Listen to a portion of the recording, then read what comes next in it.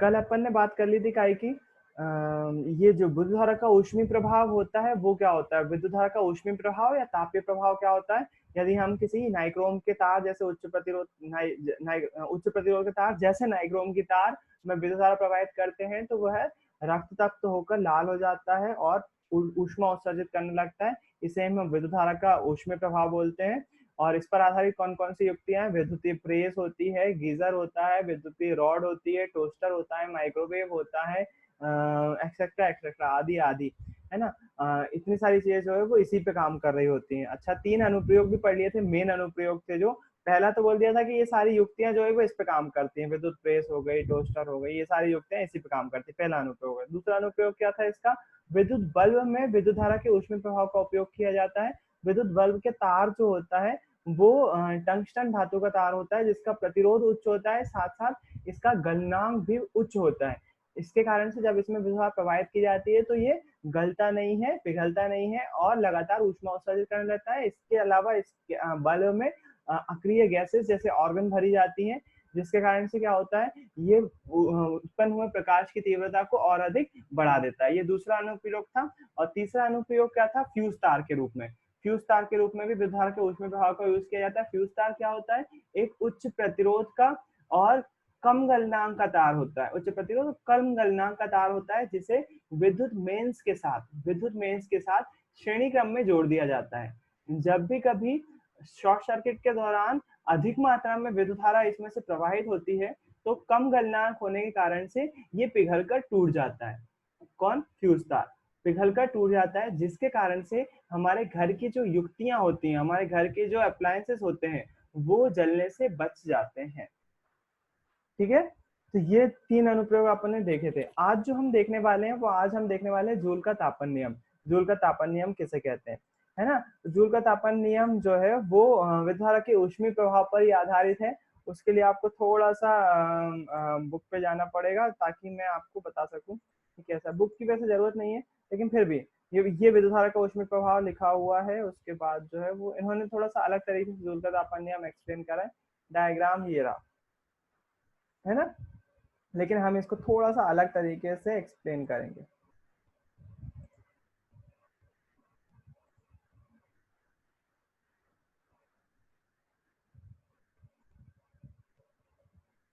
White board तो नहीं आ पाता यार।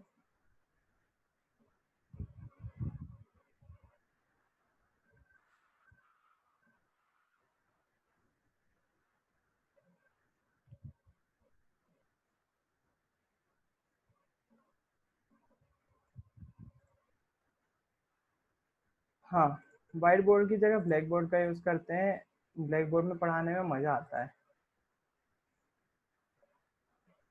मैं आपसे बोल रहा हूँ एक सर्किट का इमेजिन करना है आपको। एक सर्किट यानी कि परिपथ को इमेजिन करना है। वो परिपथ कैसा है, ऐसा है। एक रेजिस्टेंस है उसमें और इसमें जो है वो बैटरी लगी हुई है। उस बैटरी का जो वोल्टेज है वो अपन ने मान लिया कि कितने वोल्ट है, V वोल्ट है। कुंजी लगी हुई है मान लीजिए यहाँ पर, यदि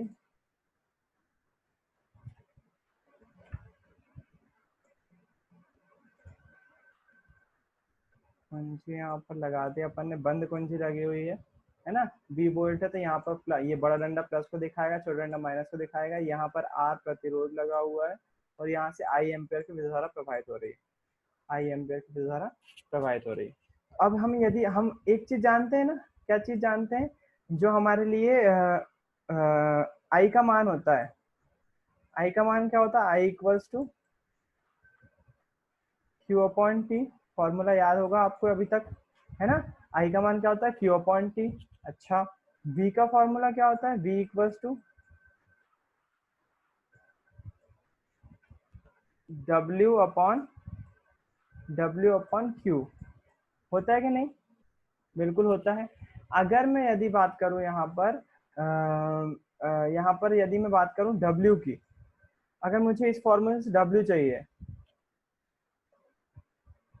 2 मिनट रुक जाओ, मैं यहाँ से लिख रहा हूँ, इसको लिख रहा हूँ फिर से एक बार। एक यहाँ मान फिर से देखो, यहाँ पर मुझे मालूम है विद्युत धारा का मान क्या होता है, आई का मान क्या होगा, Q अपॉन T होगा। आवेश प्रवाह की दर को विद्युत धारा कहते हैं।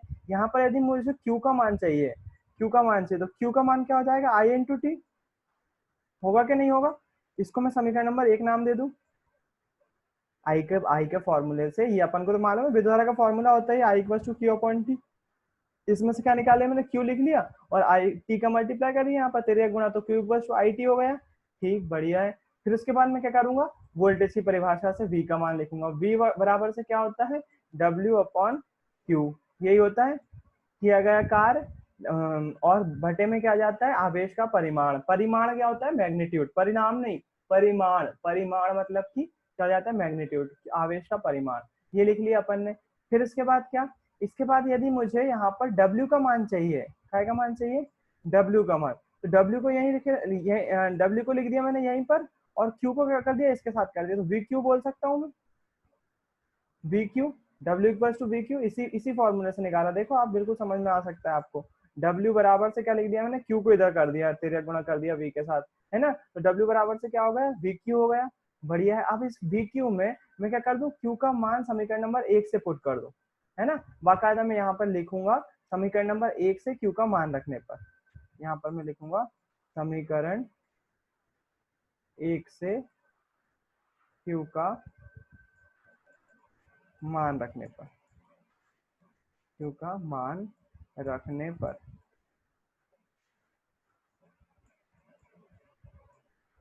Q का मान रखते हैं तो W equals to V, Q का मान रखेंगे तो कितना हो जाएगा, I और T, W equals to VIT, W equals to VIT। अच्छा, ये जो किया गया कार्य होगा, W जो होगा वो होगा इसमें उत्पन्न हुई इसकी जो उत्पन्न जितनी भी इसमें ऊर्जा उत्पन्न होगी ना, आपको याद है W और हीट का क्या रिलेशन है। W को हम करते किया गया कार्य, किया गया कार्य, और जो किया गया कार्य होता है वो क्या होता है, वो किया गया कार्य उत्पन्न हुई ऊष्मा के बराबर होता है हमेशा। ऊष्मा, ऊष्मा मतलब ऊर्जा, ऊर्जा समझते हो ना, है ना। हम, आपको याद है पोटेंशियल एनर्जी जब पढ़ रहे थे, 9 क्लास में पढ़ रहे थे, मैंने आपको एक रिलेशन बताया था कि गतिज ऊर्जा कितनी होगी, वो जितनी तेज दौड़ेगा उतनी तेज तो ऊर्जा होगी ना। मतलब कि क्या, हम जितना काम करेंगे, हम जितना कार्य करेंगे उतनी गतिज ऊर्जा का मान होता है। 9 क्लास की साइंस में पढ़ा है अपन ने, है ना। जहां पर वो गतिज ऊर्जा वाले सवाल आए थे, वहां पर एक स्टेटमेंट आया था कि जितना कार्य किया जाता है ऊर्जा का मान उतना ही होता है। बिल्कुल, मतलब क्या हो जाता है, कार्य बराबर से ऊर्जा, कार्य बराबर से ऊर्जा हो जाता है। देखो इसको, मतलब क्या हो जाता है, मैं क्या बताना चाह रहा हूँ आपको, कार्य बराबर से क्या हो जाता है, 9 क्लास में पढ़ा है हमने, हम जितना कार्य करेंगे उतनी ही ऊर्जा हमको प्राप्त होगी। कार्य बराबर से क्या हो जाता है, ऊर्जा। अच्छा, ऊर्जा को हम ऊष्मा भी बोल सकते हैं, ऊर्जा को ऊष्मा बोल सकते हैं, बिल्कुल बोल सकते हैं। कार्य मतलब क्या होता है, W वर्क, और ऊर्जा मतलब क्या होता है, एनर्जी। एनर्जी को मैं क्या लिखने को बोल रहा हूँ आपको, ऊष्मा यानी कि हीट, हीट भी बोलने को बोल रहा हूँ, तो मैं क्या लिख लूंगा, वर्क बराबर से क्या हो जाता है, ऊष्मा हो जाता है। मतलब किया गया कार्य उत्पन्न हुई ऊष्मा के बराबर होता है, किया गया कार्य उत्पन्न हुई ऊष्मा के बराबर होता है, यानी कि W इक्वल टू क्या, H। मैं यहाँ पर W को क्या लिख सकता हूँ, H लिख सकता हूँ, बिल्कुल लिख सकता हूँ, H equal to VIT, VIT, H equal to VIT। यही क्या है, जूल का तापन नियम, बस इतना सा था। 2-3 कॉन्सेप्ट आपको याद रखना है, 2-3 कॉन्सेप्ट याद रखोगे तो क्या हो जाएगा, आपको ऊष्मा का कॉन्सेप्ट बिल्कुल भी कभी नहीं भूलोगे आप। उत्पन्न हुई ऊष्मा किसके बराबर होगी, उसके विभवांतर के, करंट के, और करंट कितने समय तक दे रहे हो उसके भी, है ना। अच्छा, एक और चीज यहाँ पर, ये तो जूल का तापन नियम हो गया, इसको अपन और ज्यादा आगे भी बढ़ा सकते हैं। कैसे बढ़ा सकते हैं, अच्छा, ओम का नियम जानते हो आप, ओम का नियम, ओम का नियम क्या बोलता है, V इक्वल्स टू अय्यर, ये होता है ना।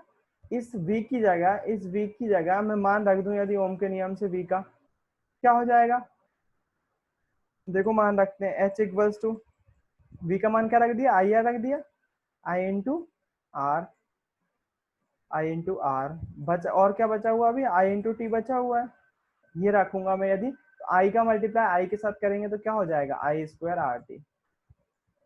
डेरिवेशन है बेटा, थोड़ा सा टफ रहेगा, हो सकता है सर के ऊपर से भी चला जाए पहली बार में, लेकिन ये सही मान होता है जूल, यही जूल का तापन नियम होता है, इसी मान का हम यूज कर रहे होते हैं जूल के तापन भैया हाँ, एच की जगह ई लिख दो एनर्जी, तो एनर्जी लिख दें तो यहाँ पर उसका कोई सेंस नहीं निकलेगा लक्ष्मी। बिल्कुल ई हो सकता है, बिल्कुल खराब नहीं है, वो बात गलत नहीं है, लेकिन यहाँ पर हम क्या पढ़ रहे हैं, विद्युत धारा का ऊष्मीय प्रभाव पढ़ रहे हैं, ऊष्मीय प्रभाव, है ना।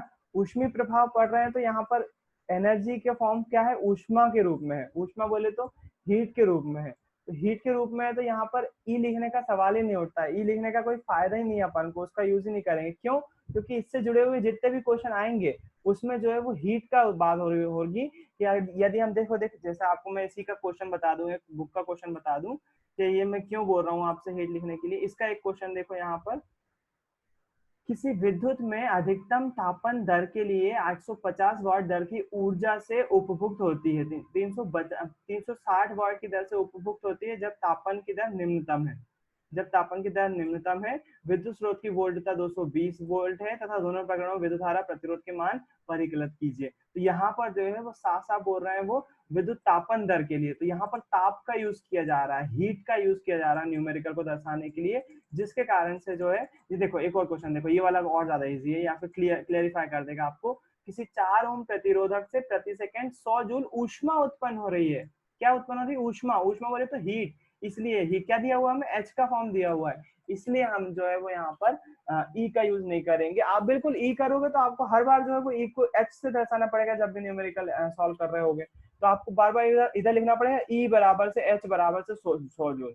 इससे अच्छा अपन जब कॉन्सेप्ट पढ़ रहे हैं तभी जो है वो उसको ई को रिप्लेस कर दे काय से, एच से, तो हमारे जो आगे के न्यूमेरिकल आएंगे हमको ई को बताना नहीं पड़ेगा हम ई क्यों लिख रहे हैं।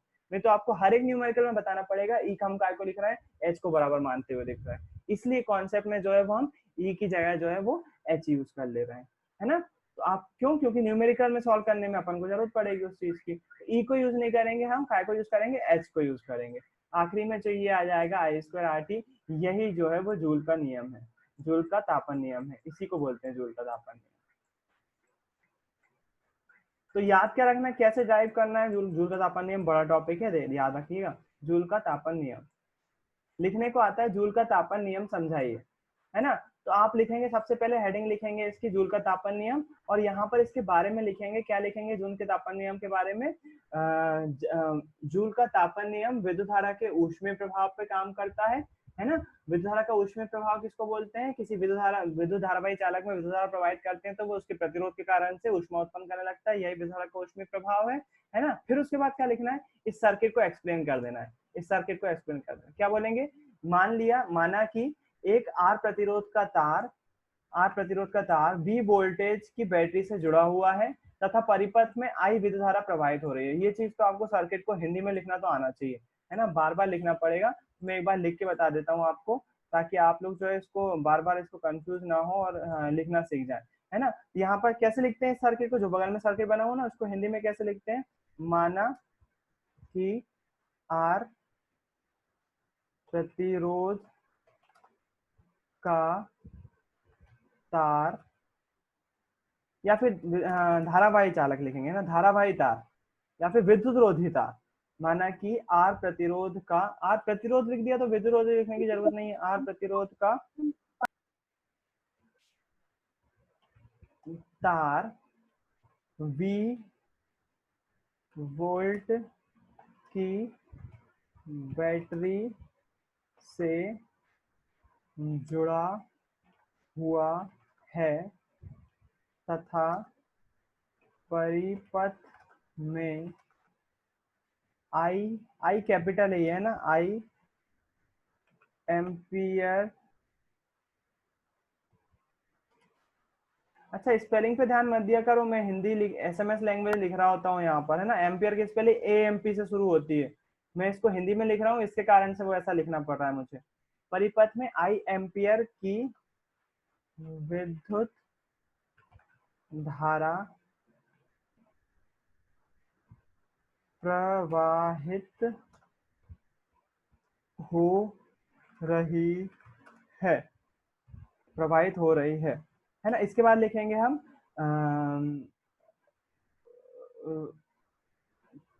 तब लिख दो, केवल तब, तब तब लिख दो और ऐसा एरो बना दो, तब प्रवाहित हो रही है, तब क्या, तब यहाँ से I equals to Q upon T यहाँ से शुरू कर देंगे, है ना।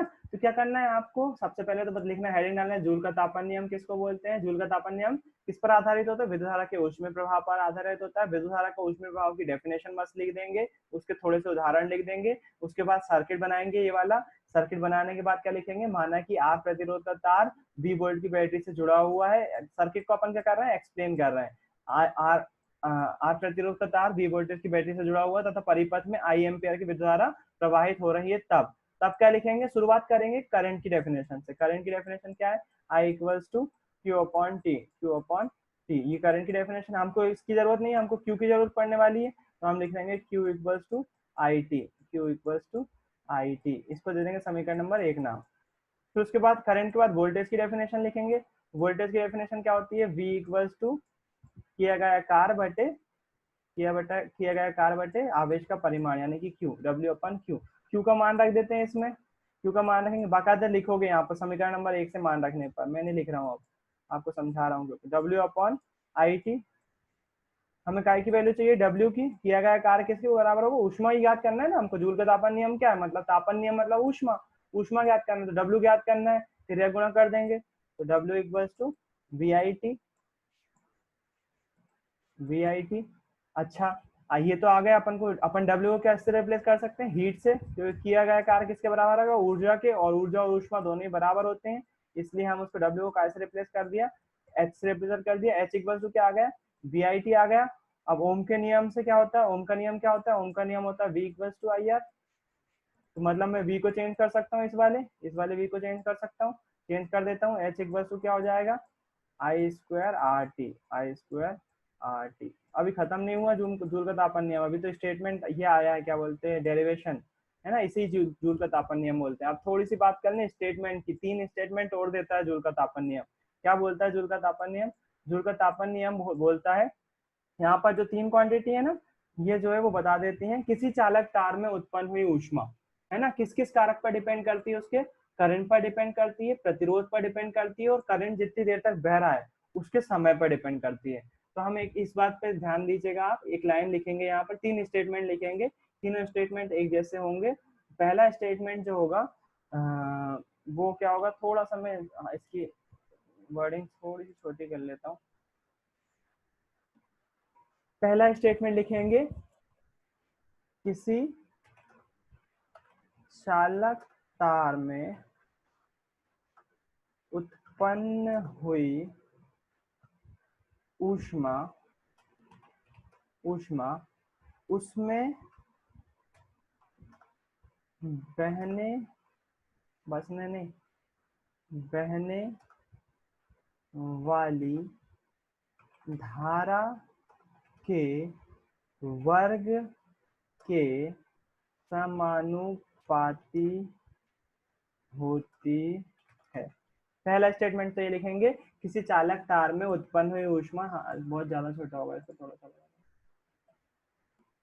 किसी धारावाही चालक में उत्पन्न हुई ऊष्मा उसमें बहने वाली धारा के वर्ग के समानुपाती होती है। यहाँ पर देखो आपको दिख रहा है ना, मैंने बताया आपको, ये क्या निकाला अपन ने, किसी धारावाही चालक में उत्पन्न हुई ऊष्मा निकाला, मतलब कौन से धारावाही चालक में, यहाँ पर जो आर प्रतिरोध है ना, इसके अक्रॉस निकाला अपन ने हीट कितनी निकल रही है ना, तो वो कितना आया, वो आया H equals to I square R T. मैं इसको मिटा लेता हूँ, ये जूल का तापन नियम जरूर में दिखा रहा है यहाँ पर।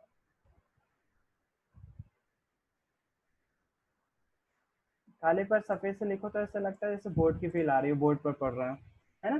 किसी चालक तार में उत्पन्न हुई ऊष्मा उसमें बहने वाली धारा आई के, ये देखो आई आई दिख रहा है ना, ये आई,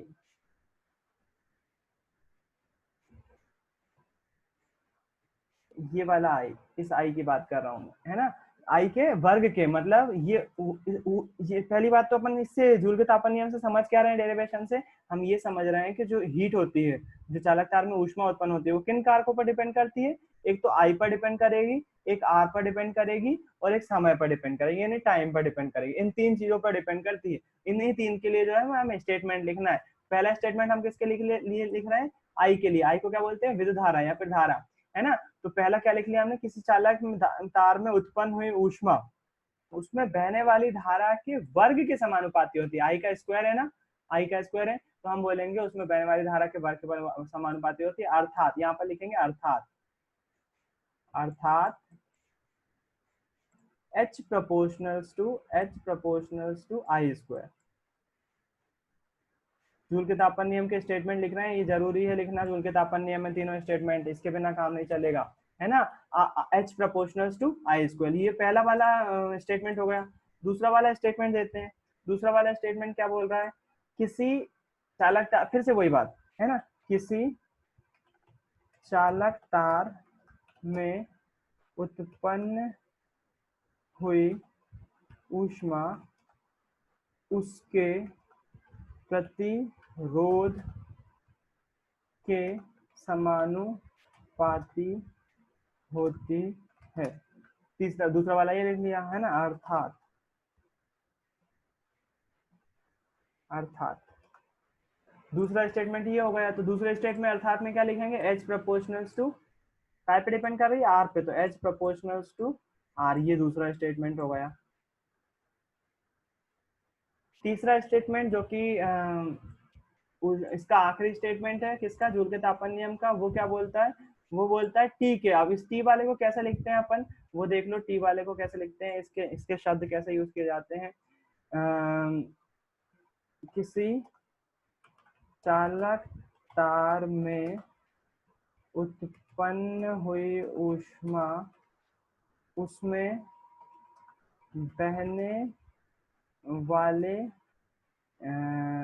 उसमें बहने वाली धारा नहीं, उस समय के समानुपाती होती है जिस समय के लिए विद्युत धारा उसमें बह रही है, जितने समय तक बह रही है ना। उत्पन्न हुई ऊष्मा उसके उसमें बहने वाली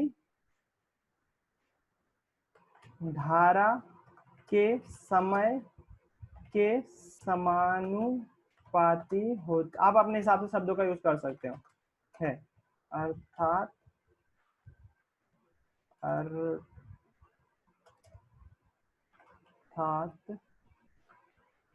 अर्थात H प्रोपोर्शनल्स टू T। अब आपका इसके साथ जूल का तापन नियम जो है वो खत्म हो जाता है। ये तीन स्टेटमेंट आपको लिखना ही पड़ेंगे। अब इसके बाद जो है वो 4 नंबर आपको मिल जाएंगे आसानी से। क्या बोला अपन ने, जूल का तापन नियम, सबसे पहले हेडिंग डाले, जूल का तापन नियम किस पर आधारित है, विद्युत धारा के ऊष्मीय प्रभाव पर आधारित है। विद्युत धारा का ऊष्मीय प्रभाव किसको बोलते हैं, किसी तार में विद्युत धारा प्रवाहित करें तो उसमें ऊष्मा उत्सर्जित करने लगता है, वो उसे विद्युत धारा का ऊष्मीय प्रभाव कहते हैं। उदाहरण के लिए विद्युत इस्त्री, विद्युत टोस्ट, गीजर आदि इस पर ही आधारित होते हैं। उसके बाद हम क्या बनाएंगे, सर्किट बनाएंगे। क्या बनाना है, एक सर्किट में कुछ नहीं करना है, एक प्रतिरोध जोड़ देना है, उसको बैटरी से जोड़ देना और एक करंट के लिए आई एम्पियर की विद्युत धारा दे देना है और एक कुंजी के लगा देना है। इसको एक्सप्लेन कैसे करेंगे सर्किट में, हमको क्या है, माना कि आर प्रतिरोध का तार V वोल्ट की बैटरी से जुड़ा हुआ है और परिपथ में आई एम्पियर की विद्युत धारा प्रवाहित हो रही है। उसके बाद क्या लिखेंगे, आई, उसके बाद डेरिवेशन सॉल्व करेंगे। आई का फॉर्मूला लिखेंगे, ये आपको पता है, विद्युत धारा का जो फॉर्मूला होता है I equals to Q upon T. इसके लिए क्यू क्या हो जाएगा, Q equals to I into T, ये पहला समीकरण आ गया। दूसरा, फिर वोल्टेज का फॉर्मूला लिखेंगे, B equals to W upon Q, है ना, इसमें क्यू का मान रखेंगे तो वी इक्वल्स टू हो जाएगा डब्ल्यू अपॉन आई टी।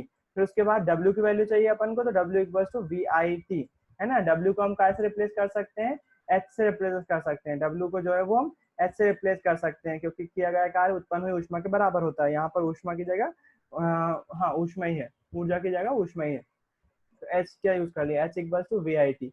अच्छा, और V equals to I R होता है, हमको ओम के नियम से मालूम है, तो हमने V को रिप्लेस करके क्या लिख दिया, आई स्क्वायर आर टी लिख दिया, है ना। तो यही क्या होता है, जूल का तापन नियम होता है। इससे हम तीन स्टेटमेंट लिख सकते हैं। उत्पन्न हुई ऊष्मा, किसी चालक तार में उत्पन्न हुई ऊष्मा किसके समानुपाती होती है, उसमें बहने वाली धारा के वर्ग के समानुपाती होती है।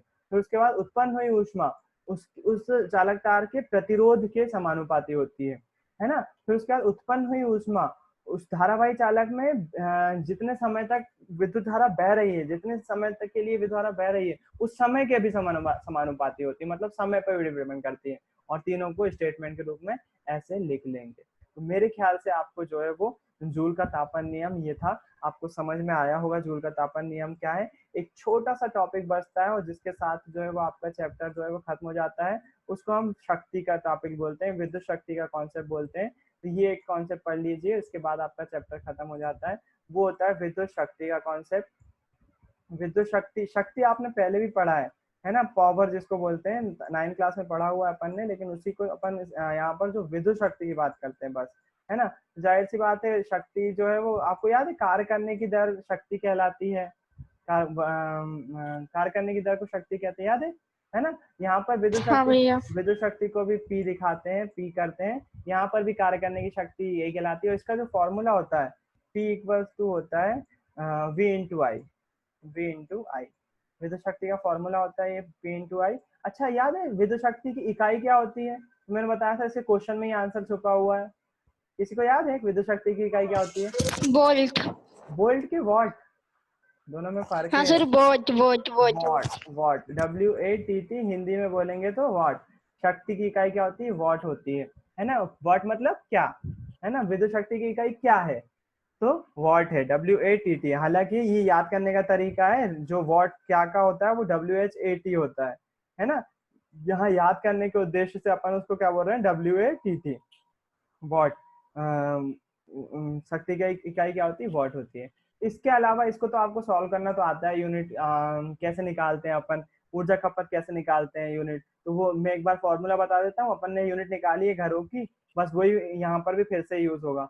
तो ऊर्जा खपत का फॉर्मूला क्या होता है? ऊर्जा खपत का फॉर्मूला होता है, ऊर्जा खपत बराबर से होता है विद्युत शक्ति, विद्युत शक्ति काय में किलोवाट में। यहाँ पर लिखेंगे अपन विद्युत शक्ति, विद्युत शक्ति, लेकिन काय में होना चाहिए, किलोवाट में होना चाहिए। 1000 से डिवाइड करना पड़ेगा अगर वॉट में है तो। मल्टीप्लाई कर देंगे समय से, समय से। तो हमको क्या पता चल जाएगा यहाँ पर? हमको जो है वो यूनिट कैलकुलेट पता चल जाएगी। काय में आएगी वो? किलोवाट आवर में। याद है किलोवाट आवर में कुछ कुछ यूनिट आती थी, अपन ने निकाली थी। फ्रिज अगर चला रहे हैं अपन, फ्रिज का मान लीजिए आपका 1000 वॉट का अगर फ्रिज है, 1000 वॉट का है, तो उसको किलोवाट में चेंज करने के लिए 1000 से डिवाइड कर देंगे, है ना। और मल्टीप्लाई करेंगे। एक दिन में कितने घंटे चल रहा है फ्रिज? 24 घंटे चल रहा है। 24 घंटे के हिसाब से कितना हो जाएगा? ये तो पूरा कैंसिल हो जाएगा, एक बार आ जाएगा, यानी कि 24 किलोवाट आवर। यानी कि आपका फ्रिज अगर आप 24 घंटे चलाते हो तो कितनी यूनिट खपत करेगा? 24 यूनिट खपत करेगा, है ना। तो ये यूनिट कैलकुलेशन अपन ने 9th क्लास में सीखा था, मेरे ख्याल से आपको याद भी होगा। नहीं याद है तो कोई दिक्कत नहीं है, अपन जब अभी न्यूमेरिकल सॉल्व करेंगे तो सारी चीजें समझ में आ जाएंगी, कोई परेशानी वाली बात नहीं है। आज का मेन टॉपिक था आपका जूल का तापन नियम, जो कि मेरे ख्याल से आपको समझ में आ गया होगा। एक बार फिर से ज्वाइन करिए सभी लोग, ताकि अपन इस चैप्टर के न्यूमेरिकल सॉल्व कर सके।